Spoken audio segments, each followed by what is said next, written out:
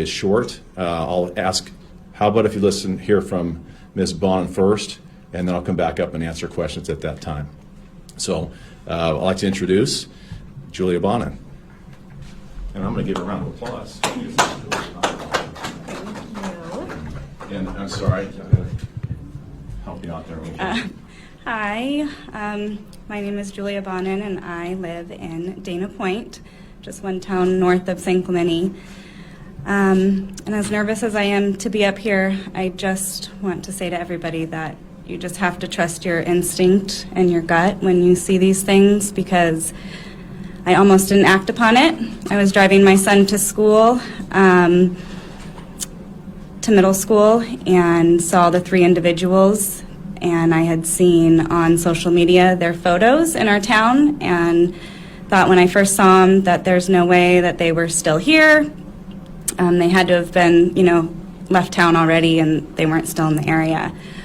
I saw it on friends' social media pages. All of our community was sharing it. I follow OC Sheriff Department, and I continued to take my son to school with that instinct that it was them, and I drove another half mile, and as we pulled up to school where I was supposed to be volunteering this morning, I looked at my son and I said, I have to go back. I think it might be them, and I have to make sure.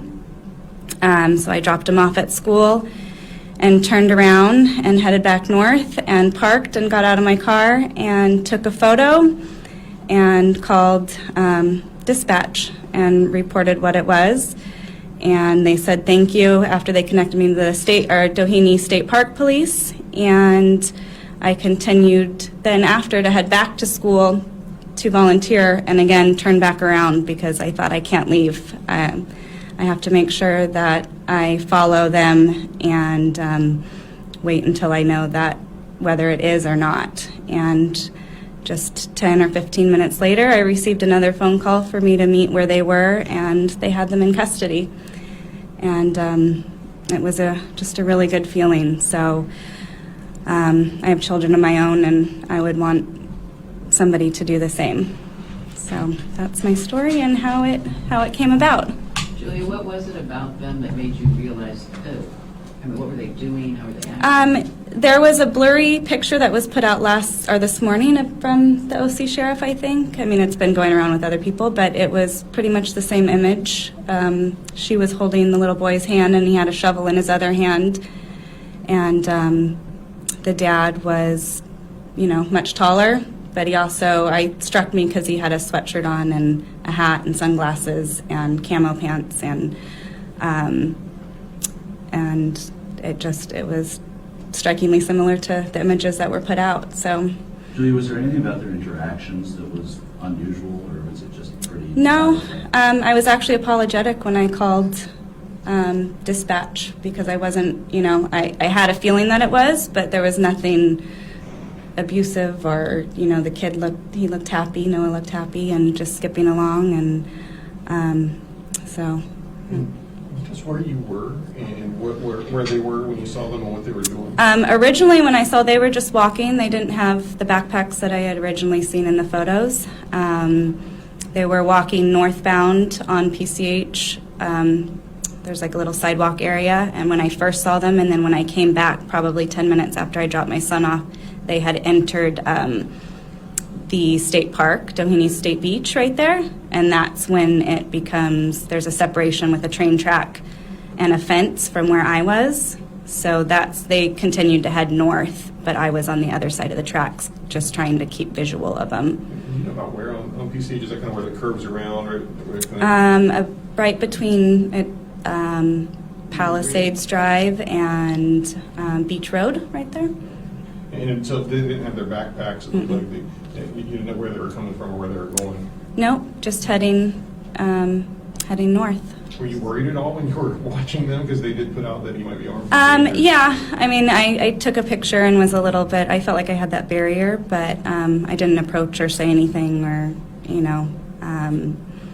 but I have to make the phone call and let the detectives and the sheriffs do their job, and state police, and it was a really neat, everybody was kind and helpful, and appreciative. So So were you following in your car? Is that how that worked? I was in my car and then parked and then got out and I was on the sidewalk. But again, there was a fence and a train track, and then where they were there was a divide between us. So there was quite a bit of space. You know, most people don't act on their instincts. Why did you? Because I have children myself, and I would want them, you know, we have constant conversations with my own children just about things at school and watching out for each other and friends, and when you have an instinct like that, you can't, like my friend said, I would have regretted it had I not turned around. I just would have lingered with me. There's been times before where you think you see something and you don't say anything and you kind of wonder, but this feeling just didn't go away. It was very much instinctual and very much a gut feeling that it stayed with me. I tried to leave a couple times even after I reported it, and it just, my stomach, the pit in my stomach was just there. Have you spoken with their families back in Tennessee and Kentucky yet? No, not yet. But I just know that mom's probably can't wait to hug her baby. So. Around what time was this? Probably 7, 8 in the morning? I believe it was about 8:50 when I called. The first sighting was probably about a little before 8:40, maybe. Did they have their backs to you when you took the picture? Were you worried about them seeing you? Yeah, it was as they passed by. But again, I wasn't up close. It was more, and then I did the comparison of the picture that I saw after I reported it, because I just kept questioning myself. But when I pulled them both up on my phone, you can see the resemblance. Did you hold it up, or were you kind of just like act like you're on the phone taking? Just held it up. There, I mean, I wasn't right on them, so it was more like a zoom in on them. Did you say they were on the beach at that time when you last time? At Doheny, there is it's like a state park and then a parking lot. So it was walking along, and then yes. So when I pulled into the parking lot, Noah was playing in the sand with one of the deputies. So. What was the feeling when you found out you were right? I couldn't stop shaking and tearing up. I just wanted to go hug him, but I didn't, because some strange lady running across just saying, we did it. But I was thankful and just grateful that I followed my instinct. So you stuck around and watched the arrest and everything? He was already in custody when I came into the parking lot. It was a very peaceful arrest, and there wasn't, it was, and then the detectives came and just gave my statement to whoever needed it, and then they released me after about an hour. But I just sat on the beach and watched the waves, and it couldn't have been a more beautiful moment right there that, And none of them seemed panicked. None of them seemed worried, anger, otherwise. No, not that I saw. What were the girl and Noah acting like after the dad was arrested? Am I allowed to speak on all of this? Let's wait on that. Sure. Yeah, they were in good spirits. So. Were you tempted to interrupt them at all? Was there any temptation to, before you called in, did you toy with the idea of approaching him? No. Because you knew that he had been potentially harmed? I had seen that, but also I had an instinct that it was them, but I called and got a hold of somebody fairly quickly, and I could see the state they connected me right away with the state park. So I knew that I saw those members there, and then I saw the sheriff's department pretty quick on the scene. So I just felt like if I tried to say anything, it would have caused disruption. I didn't want them to flee or, do something that would hurt the children. So. Are you able to hold the phone up with the picture on it that you took? I don't have my phone. No. Sheriff Barnes, we had a technical.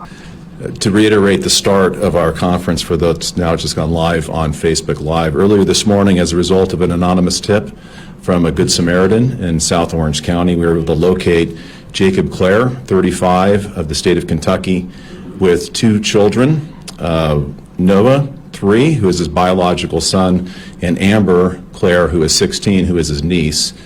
They were brought to our attention as a result of information from the Texas Bureau of Investigations. His vehicle was located earlier in the week. That vehicle had been updated to be associated with Mr. Clare, who has a warrant in the system for aggravated kidnapping. As a result of that being put into the national system, that vehicle that was then brought to the attention of law enforcement and brought our interaction into this incident. The Texas Bureau of Investigation remains the lead investigating agency on this case. We are in the process of interviewing the children. They are both safe and healthy. I want to reiterate that. They're both safe and healthy, but we want to go through the protocols to investigate thoroughly. We have not charged Mr. Clare with any local charges. If there are any criminal activities that took place by Mr. Clare, we will then evaluate the filing of criminal charges against him at that time. Mr. Clare remains in our custody on the warrant out of Tennessee, pending extradition back to that state.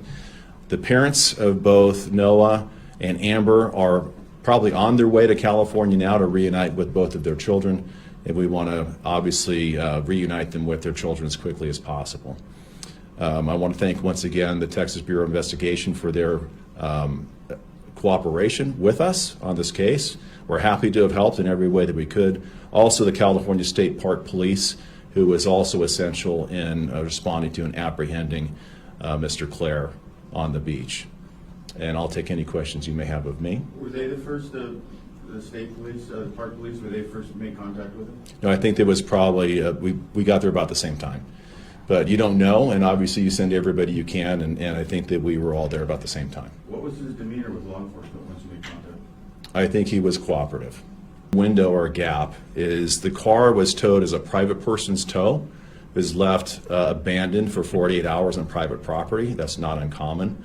And it was towed and stored. It wasn't until that license plate was associated with the aggravated assault charge on the 16th that then entered that plate and associated vehicle with a criminal violation that then brought it to our attention and then brought us into intervention.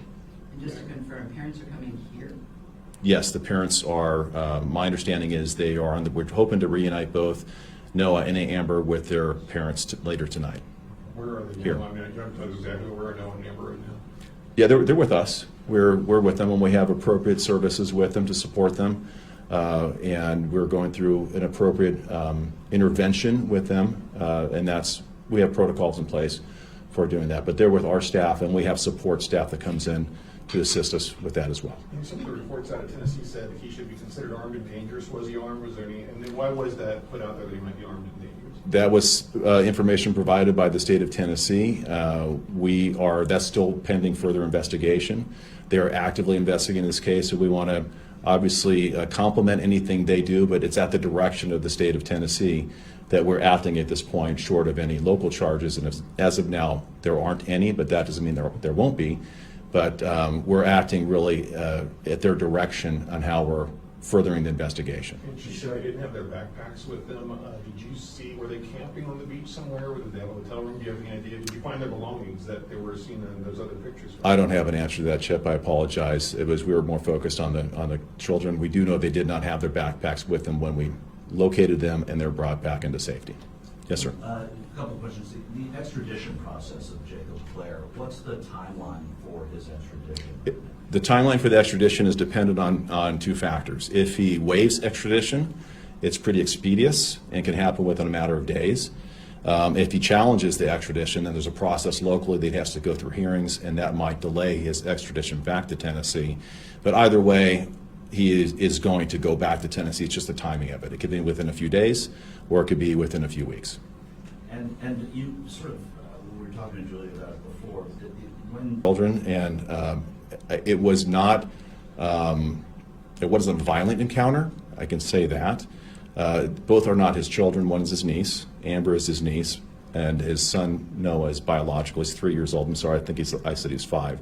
He's 3 years old. I can imagine it's probably a little traumatic for kids to be separated from a parent, and I'm sure it was traumatic being separated for Noah being separated from his mother and family, and probably the same for Amber. And over time, I'm sure that causes tremendous stress for families not knowing the whereabouts and safety of their kids. Once that happens, we bring in appropriate resource to make sure they feel supported and safe in a safe environment. And this is not the first time we've dealt with these types of circumstances. I think we do it quite well, and we appropriately surround them and support them as appropriate to make sure that there's no more psychological harm to the children. We do not want to obviously add to that in any way, but there's protocols that we have in place. Was it that surprised when law enforcement approached him? Like, Was he surprised? yeah, like, Well, I can only imagine that he might have been, but maybe not. I don't know the mind of him. We're following up with the investigation currently. His mindset at the time, our investigators will probably find out. I can tell you that the encounter was a peaceful encounter. He was cooperative. He did not resist, and that added, obviously, probably to lessening the stress for the children. It could be much more traumatic if you have, obviously, have to use force of any type to take somebody into custody, especially if it's a parent or uncle in your proximity. So it went as best as could be, I can tell you that. Do you know roughly how many tips came in before the good one that came with the arrest? I don't know how many tips came in, but there's only one that matters, right? And I just want to reiterate the comments by Julia. And this happens a lot, and this is why I really want to make this point of people who see something and don't act on it.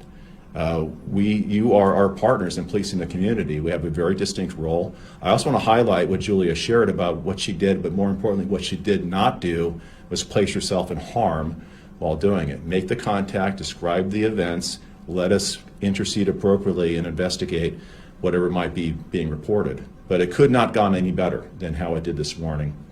And I want to thank Julia for following her instincts, even when in her conscience was saying, this is probably nothing. And I think she is proud that she followed those and did the right thing.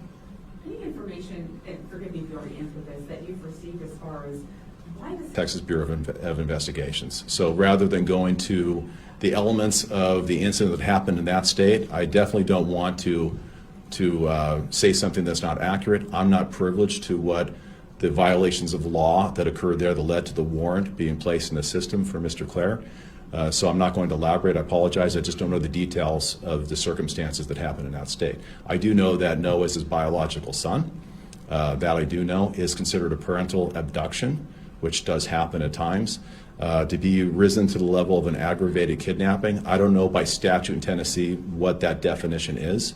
So you have to find out how that is defined in the state of Tennessee to rise to the level of an aggravated kidnapping in that state. Sheriff, were you able to say if he was found with any weapons or not? I know Chip asked, but were you able to say? I can't say at this point because we have not completed our part of the investigation. And there's, obviously we have Mr. Clare in our custody. We have possessions of his in our custody. There's lawful ways to gain access to those possessions. We want to make sure we follow the letter of the law before we go through and do that. So we have not validated if he had or did not have weapons in his possession, but we have his possessions, and we will go through the necessary steps to lawfully search his possessions so we don't jeopardize or taint anything that we might discover along the way. Sheriff, you've said Texas a few times. I'm sorry. And Tennessee when you said Texas. Tennessee. Texas is not involved, so it's Tennessee. To be clear, Mr. Clare, Jacob Clare, is a resident of the state of Kentucky. His 3-year-old son resides in the state of Tennessee, and Amber is also a resident of Kentucky, and that's his 16-year-old niece. Can you discuss any connections Mr. Clare might have to California or anything that might sort of speak to why he chose to head this way versus any other way? Any connections to California at this time are unknown. So if there are, it may have just been a place that he chose to go. It may have been the weather we're experiencing. Whether there's an association here, we do not know. But either way, he ended up here. And I'll tell you what's surprising to me, and I know we all see those freeway signs that say abduction alert and has details of a car. It's not very often we get to come back on the news and say, hey, guess what, we caught him. That's a really good feeling. Final question, guys, anybody? Did they have passports? Again, I don't know anything about the possessions they have because we have not completed that part of the process yet. Julia, just come up and spell your name for us real quick. If you don't mind. Oh, That's the easiest question. it's Juliabonin. And you're a Dana Point resident? Yes. Okay, Thank you. and superhero. What grades your kid in? You're taking to school? 6th. Can you, I'm sorry, what's the name of the school? My son's school? I'm so sorry. No, 6-year-old boy or girl? 6th grade boy. Thanks, everybody. Appreciate you being here. I think this is a very important outcome to a great case. Thank you. Chip, you're still a one-man show? When are we going to get you?